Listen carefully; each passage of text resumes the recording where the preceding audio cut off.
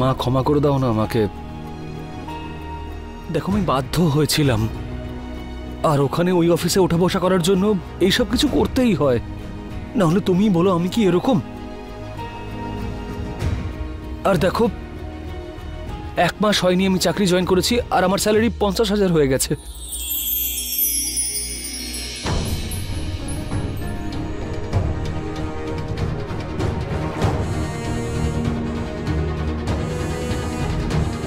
সার্থক,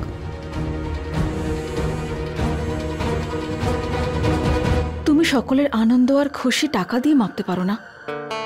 কালকের দিনটা বাবা মায়ের কাছে খুব বিশেষ ছিল সার্থক, তোমার সেখানে থাকা উচিত ছিল। আর কাল তুমি যা কিছু করেছো তাতে সবাই ভীষণ দুঃখ পেয়েছেন। একেই তো তুমি দেরি করে আসলে, তার উপর নেশা করে তুমি। তাতে কি হয়েছে? কেন কথা শোনাচ্ছ আমার ছেলেকে? আরে কত বড় বড় লোকের সঙ্গে ওর ওঠা বসা, এইসব তো করতেই হবে, তাই না? আর তাছাড়া আমি আমার ছেলেকে খুব ভালো করেছি। এইসব কিছু ওর সংস্কার নয়। ও জীবনে কখনো কোনো নেশা করেনি, হয়ে গেছে। আর তাছাড়া আমাদের বিবাহবার্ষিকীতে তো পাড়ার সবাই এসেছিল, আর ওখানে ওর সাফল্যের পার্টি হচ্ছিল। ওখানে ছেলেটা আমার একলা ছিল, আর সাফল্যের পার্টি যখন, তখন ওর ওখানে থাকাটাই জরুরি ছিল, তাই না?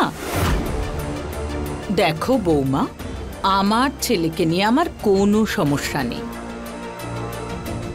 হ্যাঁ, ওর বাবার সাথে খারাপ ব্যবহার করেছে, সেটার জন্য তো আমার কষ্ট হচ্ছেই।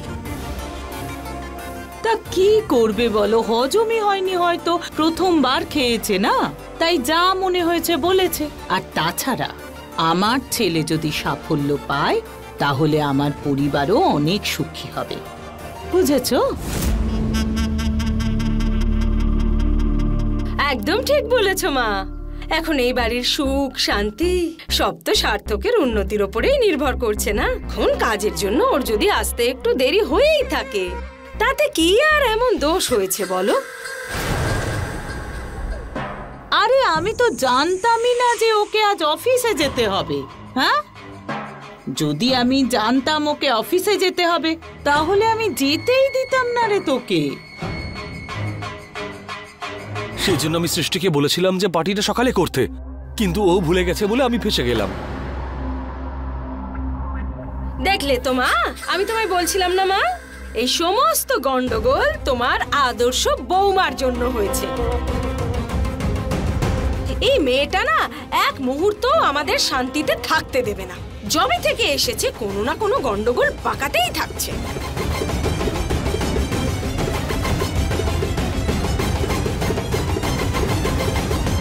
আরে আমি তো এটা বুঝতে পারি না যে এই মেয়েটা আসলে কি চায়।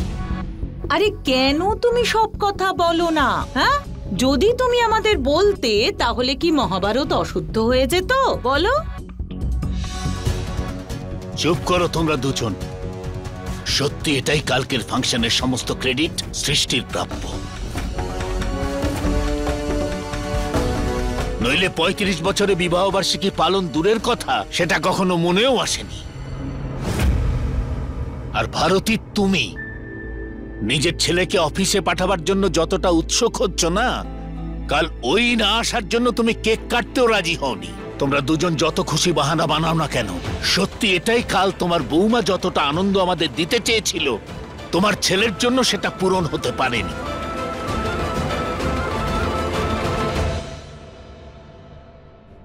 হ্যাঁ, তুমি তো সবসময় ছেলের দোষই দেখো, বৌমার তো।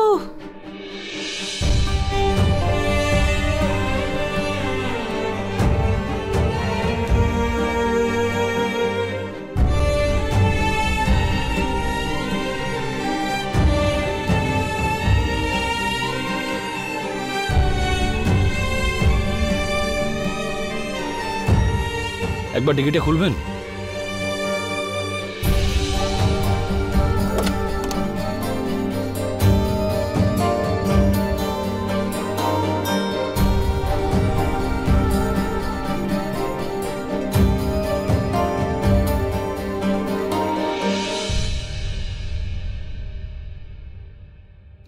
সৃষ্টি? সার্থক কোথায় গেল? আরে কোথাও যাইনি, আমি এই গিফটগুলো আনতে গেছিলাম। হ্যাঁ হ্যাঁ ইয়াশ, এটা হচ্ছে আজকে তোমার গিফট। তুই অনেক গাড়ি টাড়ি চালিয়েছিস, এবার তুই ট্যাঙ্ক চালা। তোর জন্য আমি রিমোট কন্ট্রোল দেওয়া ট্যাঙ্ক নিয়ে এসেছি। আর এটা হচ্ছে কার্টুন কাস্টমাইজড ঘড়ি। এই নে ধর। থ্যাংক ইউ মামা।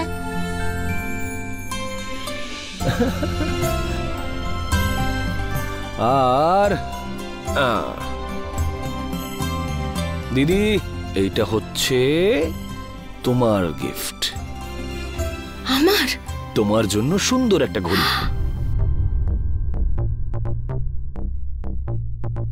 আর এই ব্র্যান্ডেড স্যান্ডেলস।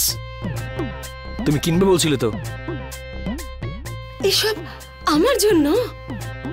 ওরে আমার আদরের ভাই, তোর যেন কারোর নজর না লাগে। মা, আমি তোমায় বলতাম না যে আমার ভাগ্য তো সোনা দিয়ে বাঁধানো, কারণ আমার ভাই হলো সার্থক।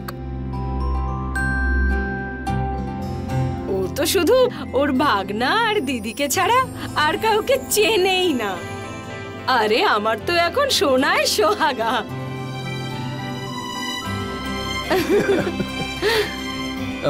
মা, আর এটা হচ্ছে তোমার গিফট। মা, তোমার মেকআপ কিট লাগতো তো? এই নাও। এত বড়! এবার তুমি তোমার মেকআপের সব জিনিস এটা থেকে ইউজ করো, আর পুরোনো সব জিনিস ফেলে দিও। হ্যাঁ হ্যাঁ সার্থক, এটাই আমি ব্যবহার করব। আমি কি কখনো তোর কোনো কথা শুনিনি বল, যে আজ শুনবো না? হ্যাঁ, আমার ছেলে তো একটা হিরে। আরে আজকালকার ছেলে মেয়েরা বাবা মাকে বৃদ্ধাশ্রমে রেখে আসে। আর দেখো, এই আমার সার্থককে দেখো, বাবা মাকে কতখানি সম্মান করে, তাদের ছোট বড় সব ইচ্ছের খেয়াল রাখে।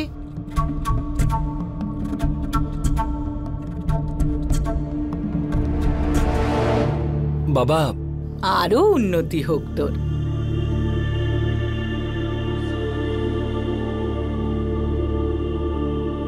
এটা তোমার জন্য ডিজিটাল ডায়েরি। এতে তুমি নিজের সব হিসেব নিকেশ, বাড়ির সব খরচা সব লিখতে পারবে, আর সেভও করতে পারবে।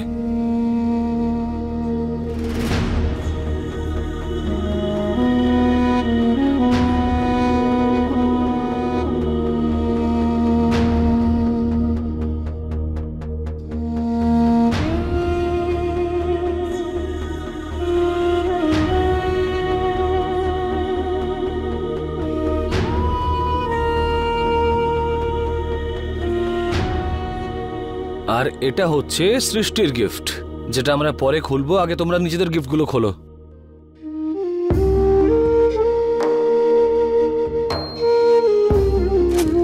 মা,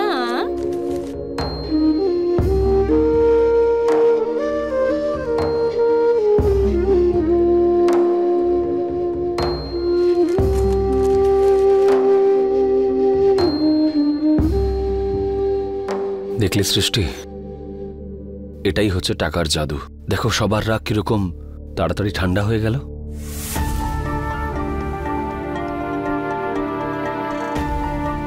আমি তো বুঝতেই পারছি না যে তোমার এই কথার উত্তরে তোমায় কি বলবো, আমি কি বোঝাবো। যে আনন্দ দেখে তুমি এত সান্ত্বনা পাচ্ছ, সেসব শুধুমাত্র ছলনা। কারণ এই সব কিছুর জন্য যত তাড়াতাড়ি আনন্দ আসে, তত তাড়াতাড়ি চলেও যায়। আর ওই দেখো বাবাকে, এখনো পর্যন্ত তোমার দেওয়া গিফট উনি ছুঁয়েও দেখেননি। খাবার খাচ্ছেন কিন্তু অনিচ্ছায়। কাল তোমার ব্যবহারের জন্য উনি এতটা দুশ্চিন্তায় আছেন যে কোনো কিছুতেই ওনার মন লাগছে না। বাবা সারা জীবন এরকমই সৃষ্টি। তাই বলে কি সবাই ওনার মতন করে চলবে? বিষয়টা ভাবনার নয়, বিষয়টা সত্যতার। আর হয়তো তোমার মন রাখার জন্য বাবা ওই গিফটটা নিয়েও নেবেন, কিন্তু সেটা কখনোই আপন করতে পারবেন না। যখনই ওটা দেখবেন, তোমার ওনাকে বলা সেই কথাগুলো ওনার মনে পড়বে।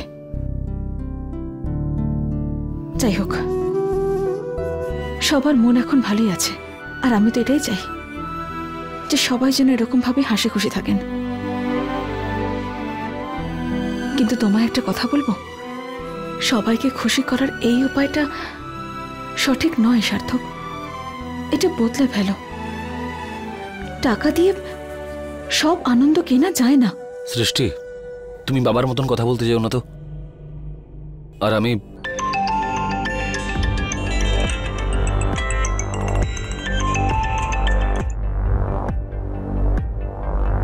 এক মিনিট। হ্যাঁ,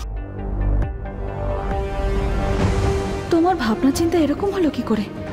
তুমি ভুল পথে যাচ্ছ। এই টাকা পয়সার লোভ কখন পায়ের তলা থেকে মাটি সরিয়ে নেবে সেটা বোঝাও যায় না। Hello ma'am. আবার ম্যাম? ও মানে আই এম সরি মায়েরা, আসলে কি বলুন তো, অভ্যেস নেই তো, আস্তে আস্তে হয়ে যাবে। It's okay. এনিওয়েজ লিসেন, আমি এই জন্য কল করলাম কারণ আমাদেরকে আজকে সাইট দেখতে যেতে হবে। সো মিস্টার প্রজেক্ট হেড, তাড়াতাড়ি রেডি হয়ে নাও, কারণ আমি আসছি তোমার বাড়িতে তোমাকে পিক করতে।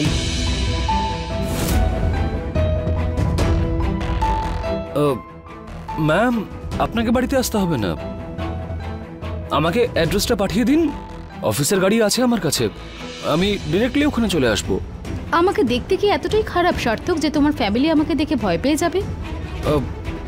না না, সেরকম কিছু নয়, কিন্তু তাহলে ভয় কেন পাচ্ছ আমার সাথে দেখা করাতে? আই মিন কাম অন, আমি অতটাও রাগী নই যতটা তুমি ভাবো। ফ্যামিলি অ্যান্ড অল, আমি সবার সাথে ঠিকঠাকই বিহেভিয়ার করি, তোমার ইমপ্রেশন খারাপ হতে দেব না। Anyway, just get ready, in half an hour I am coming to pick you up. Bye. মায়েরা, হ্যালো।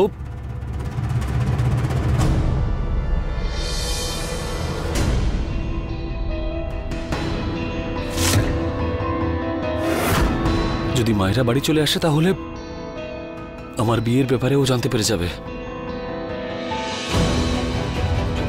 তাহলে তো বিশাল সমস্যা হয়ে যাবে। কি করি?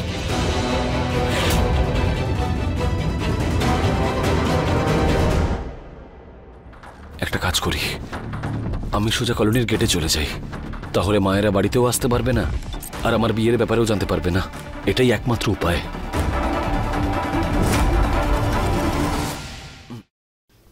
সৃষ্টি, আমাকে এক্ষুনি বেরোতে হবে, একটা জরুরি কাজ পড়ে গেছে। তুমি একটু আমার জন্য কফি তৈরি করে দাও, আমি স্নানটা করে আসছি। কিন্তু তোমার তো চা পছন্দ, তাই না? তাহলে আজকে কফি খাবে কেন?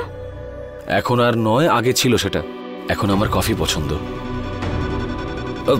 চায়ে সেই স্ট্যান্ডার্ড কোথায় যেটা কফিতে আছে। হ্যাঁ, তুমি একটু বানিয়ে দাও। হ্যাঁ, আমি এক্ষুনি আসছি। সার্থকের এই প্রচেষ্টায় সবাই সত্যিই খুব খুশি হয়েছেন, তাহলে আমার কেন এসব ঠিক বলে মনে হচ্ছে না?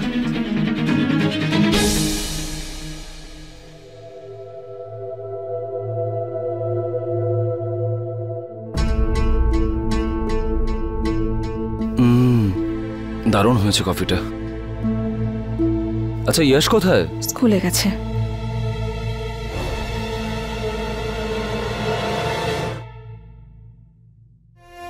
বাই।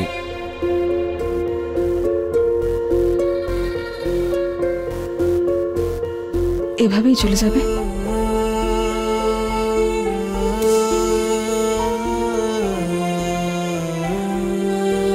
সরি।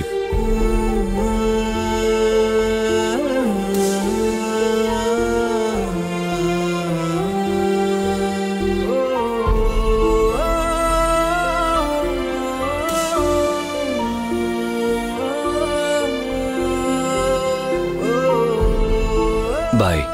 বাই।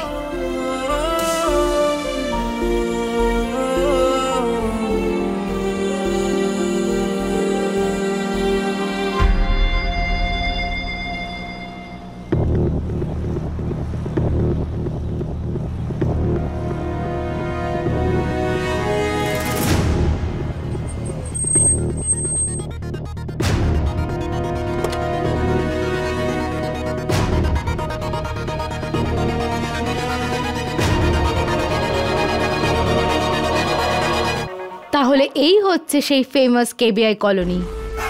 অনেক শুনেছি এর ব্যাপারে, কিন্তু আজ প্রথমবার দেখছি। বাই দ্য ওয়ে, তুমি কোনো সুপারম্যান নাকি? অফিসে নিজের কাজও এত তাড়াতাড়ি করো, রেডিও এত তাড়াতাড়ি হয়ে গেলে, কোনো হিডেন পাওয়ার্স আছে নাকি তোমার কাছে? না না, সেরকম কোনো ব্যাপার নয়। আপনি ফোন করেছিলেন, বললেন যে সাইটে যেতে হবে, তাড়াতাড়ি রেডি হয়ে নিতে, সেই জন্যই হয়ে নিলাম। তাহলে এবার যাওয়া যাক। অবভিয়াসলি, এখানে দাঁড়িয়ে দাঁড়িয়ে তো আমরা কথা বলতে পারি না। চলো আমরা কাজ শুরু করি, চলো। সার্থক, অফিস যাচ্ছিস তুই? দিদি, তুমি এখানে? ওই আমি যশকে বাস স্টপে ছাড়তে এসেছিলাম তো, স্কুলের জন্য। এ কি? হ্যাঁ,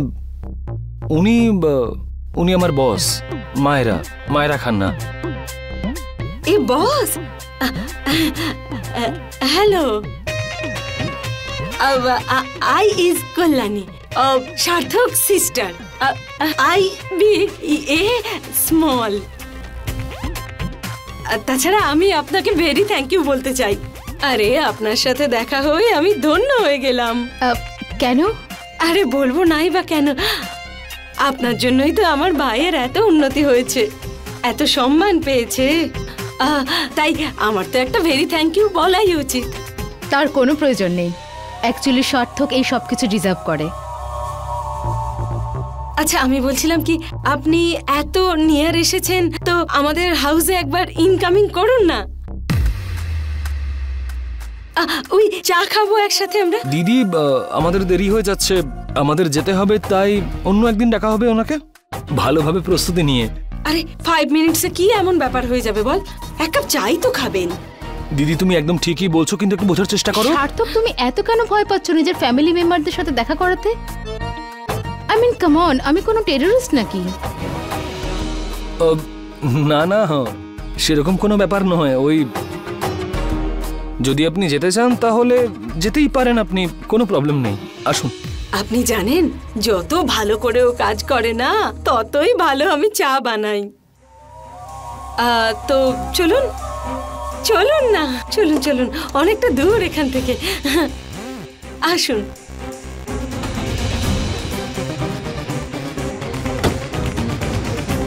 সৃষ্টির হাত থেকে বাঁচার জন্য এত তাড়াহুড়ো করলাম, সেখানেই ফাঁসিয়ে দিল দিদি।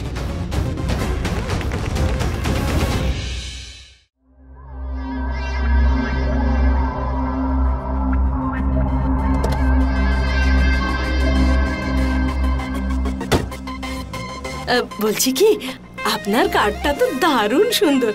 Thank you.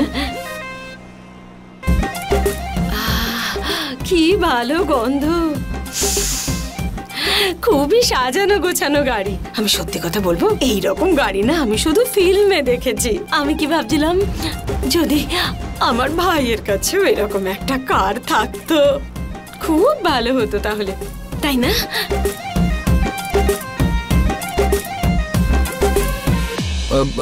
দিদি বাড়ি চলে এসেছে। এইটা আমাদের হাউস। চলুন চলুন চলুন।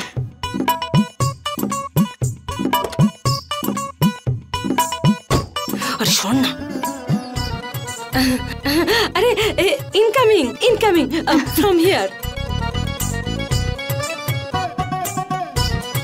এই তো, আসুন আসুন আসুন, এখানে বসুন বসুন। Thank you. বসুন না।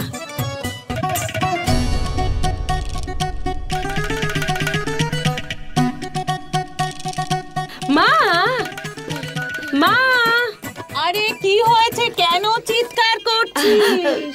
শুনুন না, ইনি আমাদের মা, আর আমাদের বাবা, উনি এখন সোসাইটির অফিসে গেছেন, এক্ষুনি এসে পড়বেন। মা, ইনি মায়রা। মাহিরা?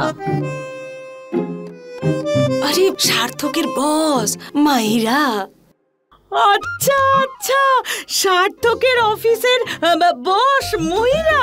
আরে নমস্কার ম্যাডাম, আপনি এসেছেন, কি ভালো লাগছে, মনে হচ্ছে সাক্ষাৎ ভগবান এসেছেন। না, আমি সার্থকের বস নই, আমি ওর কলিগ। আমরা দুজনে একসাথে কাজ করি। বস আমার ড্যাড। হ্যাঁ, সে তো একই কথা হলো। আমি আপনার জন্য ভালো করে চা বানিয়ে আনছি। হ্যাঁ, বাহ মা, খুব ভালো কথা বলেছো তুমি। শুনুন না, আমার মা না দারুণ চা বানায়। মা, চাটা তাড়াতাড়ি করে আনো। আর তোমার ওই কাবার্ডে যে বিস্কুট পড়ে আছে না, ক্রিম দেওয়া, সেগুলোও এনো। স্পেশাল। এক্ষুনি আনছি। হ্যাঁ,